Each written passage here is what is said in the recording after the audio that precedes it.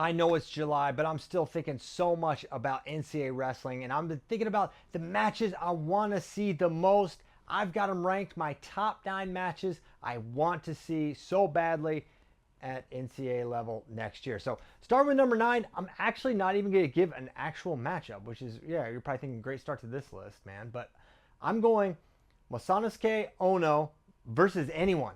I don't care. I want to see the Japanese World Champions folk style debut. I don't care who it's against. I don't care if it's just a backup at the Clarion Open or if it's someone at the All-Star Classic. I don't care. I just want to see what does it look like when Masano Ono is wrestling folk style. Is he going to have any mat game at all? Is he going to be able to get off the bottom? Is he going to have any riding ability? Is he just going to mess dudes up on his feet? I'm curious. He's one of my favorite wrestlers to watch, candidly. And now he's doing something we haven't really seen in many, many years, going from strictly freestyle to learning a brand new style. You have to assume if he's redshirting, they're going to want to get him some match experience. Cannot wait to see how Masano Ono potentially looks at Penn State against literally anyone. I don't care. Number 8, Ryan Crookham versus Marcus Blaze. Now, this is interesting for a number of reasons. One, Marcus Blaze will be a true freshman. There's some assumptions here. I'm assuming, one, Marcus Blaze goes 133. That is an assumption that is validated by Marcus's own words in interviews. He thinks he's probably going 133 next year. And a talent of his caliber doesn't need a red shirt. He's ready to go year one. And then with Ryan Crookham, he's missed a lot of time with injury. He missed last year with an injury. And I think the style makes this really interesting because Marcus Blaze, great defense, but very timely leg attacks and great finisher. Ryan Crookham, one of the toughest guys to finish on in the country. I think early on, people may be surprised, but I think Crookham is still the favorite here, despite all of the excitement around Marcus Blaze. I think it may take a crack or two for Marcus Blaze to beat him, but that's what makes it so interesting. I'm just not sure how that match would necessarily go. So that's my number 8 most anticipated potential matchup for the NCAA season. Number 7, I've got a couple of these. I don't know if I would characterize it as bad blood, but interesting rivalry, right? And it's Alex Fakundo versus Levi Haynes. This is interesting for a couple of reasons. One, Fakundo was on Penn State for a number of years, wrestled well for them before transferring out. Now he's at Oklahoma State, which there's a little, there's some drama just there, just inherently, right? It's Oklahoma State versus Penn State. David Taylor's now at Oklahoma State. But Levi Haynes, it's particularly interesting because they wrestled in freestyle and Alex Fakundo won. And it wasn't particularly close or competitive. Now, folk style, freestyle, there's been very different results for Levi and Alex. Alex went 0-2 at the NCAA tournament. Levi Haynes is an NCAA champion, multiple finalists, just an elite folk styler. Is this match somewhat competitive when you factor in the team familiarity for Fakundo? I'm curious to see it. I wonder if we will. That's why it's my number 7. Number 6, another one in that similar vein, bad blood, whatever you want to call it. Anthony Echemendia versus Casey Swiderski, former Cyclone teammates.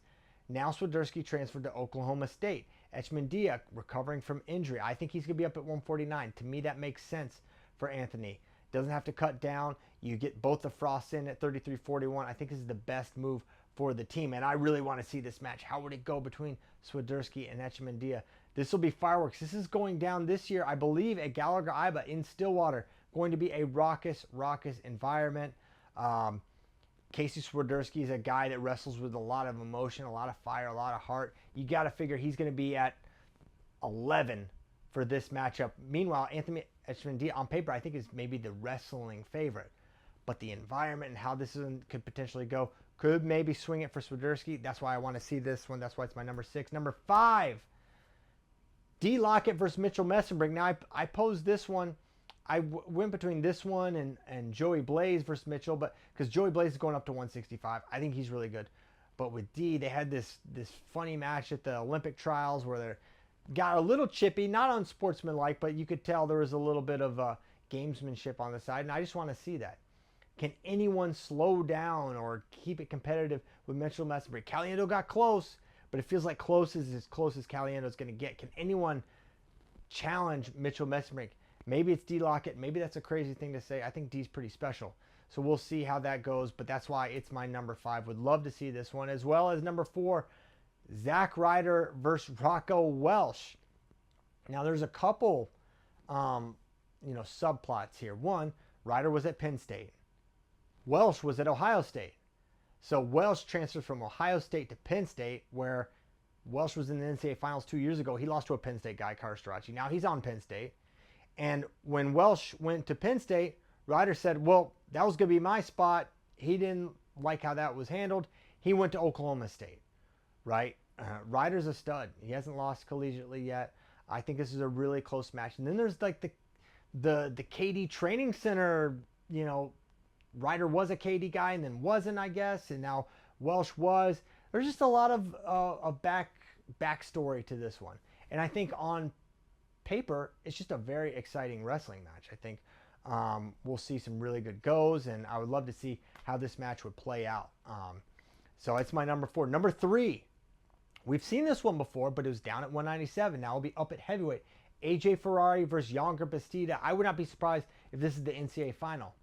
I really think they may be the 2 best guys. And Younger Bastida, people forget the year he had 2 seasons ago, where he beat Lucas Davis in the NCAA finals, where he beat Wyatt Hendrickson. We all saw what he just did, right? And it looked like it was a collision course between Greg Kerfleet and Younger Bastida, and that was going to be the NCAA final in 2024. And then Younger says he got injured. He lost to Davison. He lost to Yaroslav Slavkovsky and didn't even place. But Younger back, Younger healthy, AJ up. AJ won when they wrestled the dual meet back in 2021 or 2, whenever it was. And I think it would be a very interesting match, very exciting. 2 amazing athletes. Younger's maybe got a little more offense, more ways to score, but the defense of AJ Ferrari, the mat savvy, the mat IQ for AJ probably tips it in his favor, but that's why I want to see it. I want to see this rivalry renewed between AJ and Younger Bastida. Number 2, Vince Robinson versus Lightning Luke Lilid. We did not see this match at the NCAA tournament. Luke Lilid was upset by Sheldon Seymour. Vince Robinson runs the gauntlet, wins the NCAA title, and now, while Troy Spratley's there, I think a lot of people are going to say it's Vince versus Luke. Those are the 2 likely champions, 2 very fast guys. We saw the reattacks with Vince Robinson are really good. He's next level. Lightning Luke makes Final X. It really looks like those 2 could be the class, but Troy Spratley's there. Eddie Ventresca's there. Eddie's a guy with 2 wins over Vince Robinson. But this is the match to me I want to see the most. Vince Robinson, Luke Lilid, 2 guys as fast and as good as it comes at 125 pounds. And then my number 1 match, the must-see, I tweeted about a couple days ago, Max McAnally versus Angelo Ferrari. To me, this is the cool thing about this one is they're going to wrestle the dual meet, potentially Big Tens, and potentially the NCAA tournament. Could be the birth of a new rivalry. Max McAnally took the NCAA by storm, was fantastic, placing 3rd as a freshman. Meanwhile, Angelo Ferrari, he was one of the bigger stories, even though he was in red shirt, when he beat Dustin Plott, who Max McAnally also beat, when he wrestled competitively against Carter Stracci. Everyone knows how good Angelo Ferrari is, and to me, this looks like the potential NCAA finals, and I can't wait to see that first round between those 2 in Carver Hawkeye Arena and that dual meet. So that's my top 9. I could go on forever. I could have a list of 100. There's so many matches I want to see. And while we're in freestyle mode, we're thinking about Final X, we're thinking about Jax Forrest versus Vito Arujau and all that stuff. I love that too, but I'm always thinking about the NCAA season. So for you, what are the matches you're most excited to see next year? I want to see your list.